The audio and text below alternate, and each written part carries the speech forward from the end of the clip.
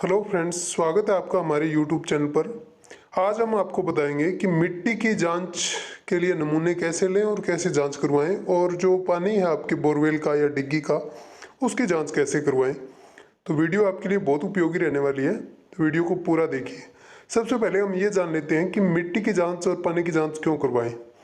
तो मिट्टी की जांच इसलिए करवाना ज़रूरी है कि कहीं आप जो रासायनिक खाद जैसे कि डीएपी, यूरिया वगैरह मिट्टी में डाल रहे हो, उसकी मिट्टी को ज़रूरत है या नहीं, और आपकी मिट्टी में कौन से पोषक तत्व है कि कुल 18 पोषक तत्व होते हैं जो पौधों को ज़रूरी होते हैं, उनमें कौन से पोषक तत्व है कि आपकी मिट्टी में कमी है और केवल आप फिर उसी खाद को देंगे।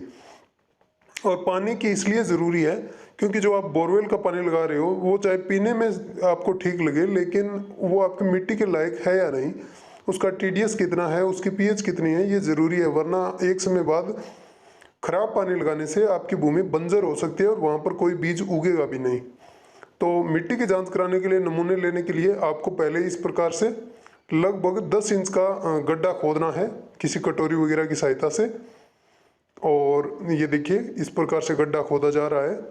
इसकी मिट्टी हमें नहीं लेनी है, एक बार हमें केवल गड्ढा खोदना है। और जब ये गड्ढा खुद जाए, देखो ये गड्ढा खुद रहा है एकदम गहराई तक, क्योंकि हमारे जो भी हम फसलें बोते हैं उनकी जड़ें हैं वो लगभग 10 इंच तक जाती है। फिर इस प्रकार से गड्ढा खोदने के बाद उसकी दीवार के सहारे से थोड़ी थोड़ी मिट्टी नीचे से लेकर ऊपर तक एक सी लानी है। ये देखिए इस प्रकार से ऊपर तक लेके आनी है। ये आपका सैंपल के लिए मिट्टी है वो तैयार हो रही है। और लास्ट में जो आपको खेत से 5-6 जगह की मिट्टी लेनी है और इस प्रकार से एक जगह उसको एकदम मिक्स करके सारी को और इस प्रकार से जमा लेना है।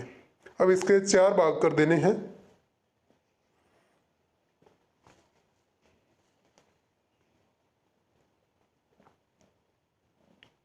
इस प्रकार इसको समतल करके और इसके 4 भाग कर देने हैं।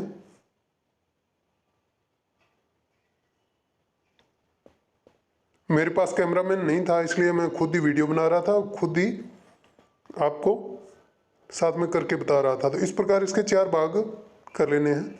दोस्तों, वीडियो बनाते समय बहुत टाइम लगता है ऐसी उपयोगी वीडियो बनाने के लिए जिसमें किसान को ज़्यादा झंझट न पड़े। तो वीडियो को प्लीज़ लाइक करके कमेंट कीजिए अच्छा सा, और चैनल को सब्सक्राइब कर लीजिए।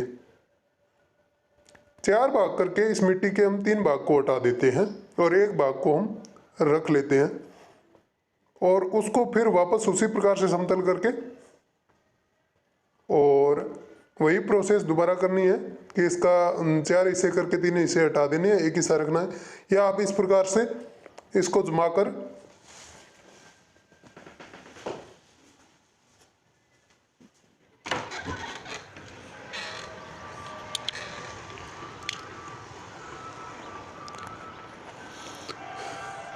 इस प्रकार जमाकर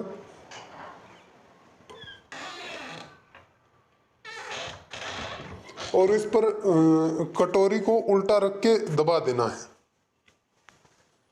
इस प्रकार से कटोरी को रख के उल्टा और उसको दबा देना है, और उसके आसपास की सारी मिट्टी है वो हटा देनी है।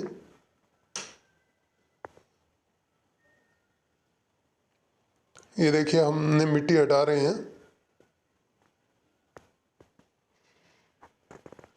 ये मिट्टी हट जाएगी तो जो कटोरी के नीचे मिट्टी रही है वो हमारा सैंपल है। जो मिट्टी की जांच करवाने के लिए उतना सैंपल हमारा काफ़ी रहता है। तो ये जो मिट्टी है ये हमारा सैंपल तैयार हो गया है। इसको अब हम अलग कर लेते हैं इस प्रकार से।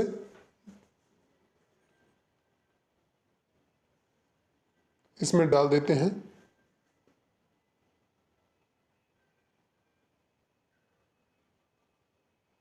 और ये मिट्टी है वो हमारी सैंपल के लिए तैयार हो गई है।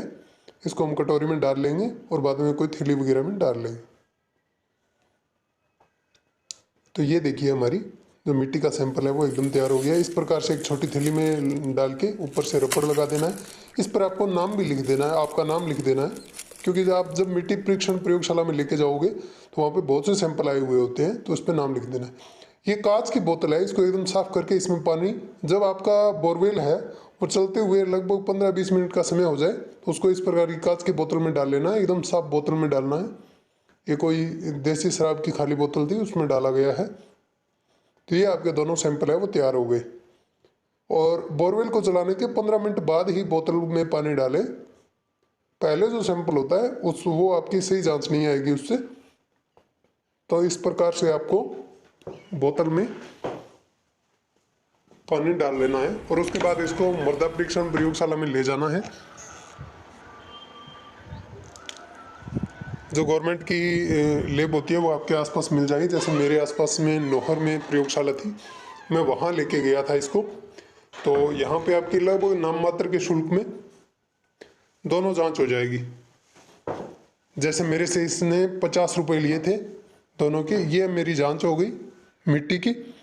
तो इसमें देखिए मिट्टी का जो इसमें पहले पेज पर पानी की जांच आती है, पानी का पीएच है 7.22 है, एकदम सही है। और विद्युत चालकता है वो 0.88 है, तो ये भी एकदम सही है। अब हम बात करें मिट्टी की, तो मिट्टी की जो पीएच है वो 8.13 आई है, जो थोड़ी सी क्षारीयता दिखाती है। और इसकी ईसी है जो इलेक्ट्रिक कंडक्टिविटी है वो 0.025 आई है। और ये होनी कितनी चाहिए, सामान्य होनी चाहिए, 1.5 से तक होनी चाहिए, तो ये एकदम सामान्य है। जैविक कार्बन है वो 0.21 आया है, जो इसमें क्या है कि 0.5 से कम होता है ना, वो कम में आता है। और 0.5 से 0.75 तक होता है वो मध्यम होता है, तो ये इसमें कम है। इसमें जो फास्फोरस है वो 36 आया है, जो 23 से अगर कम होता है तो वो फिर कम की कैटेगरी में आता है, तो ये इसमें मीडियम है। 23 से 56 तक मीडियम होता है, तो 36 है मीडियम है।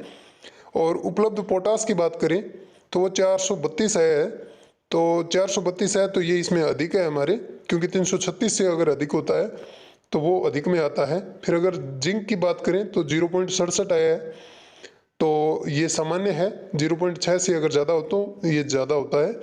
और इसके बाद अगर इसमें आयरन की बात करें तो 5.81 आया है, जो 4.5 से ज़्यादा होता है तो सामान्य होता है, तो ये इसमें सामान्य है। अगर कॉपर की बात करें तो 0.33 आया है, जो अगर सामान्य होता है तो 0.2 से ज़्यादा होता है वो सामान्य होता है, तो इसमें कॉपर है वो सामान्य है।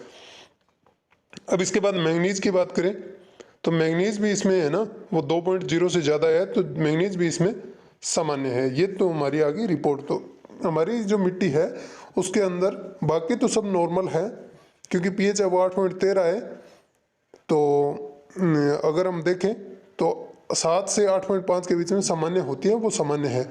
जैविक कार्बन की इसमें कमी है जो इसमें डालना पड़ेगा।